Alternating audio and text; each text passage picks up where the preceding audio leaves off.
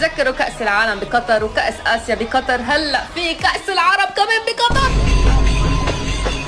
اقسم بالله كانوا من احلى البطولات، فما بالكم هلا كأس العرب يلي كمان متواجد في لبنان. يا ساتر يا جماعه، خلص محسوم للبنان، محسوم للبنان. حمزه يا جماعه، اصلا لبنان بعد ما تأهل على كأس العرب عنده مباراة حاسمة ضد السودان، والرابح بيناتهم حيتأهل لكأس العرب. طبعا غيرهم من المنتخبات يلي حيلعبوا مباريات التصفيات التأهيلية كرمال يكونوا متواجدين بكأس العرب، منهم عمان ضد الصومال، اليمن ضد جزر القمر، سوريا ضد جنوب السودان، فلسطين ضد ليبيا، الكويت ضد موريتانيا، والبحرين ضد جيبوتي. فعلا هول مباريات مش مباريات تأهيلية، هول مباريات مصيرية. اصلا من قوة المجموعات بتحتاروا اي مجموعة اقوى من الثانية، المغرب ولا الجزائر ولا مصر ولا قطر. يعني اذا لاحظتوا ان كان بمجموعة المغرب ولا الجزائر ولا مصر ولا قطر، في منتخبين من اقوى المنتخبات بالعالم. يعني نحن وين نرشح مين حيتصدر المجموعة، وين نرشح مين حيكون بطل كأس العرب هيدي السنة.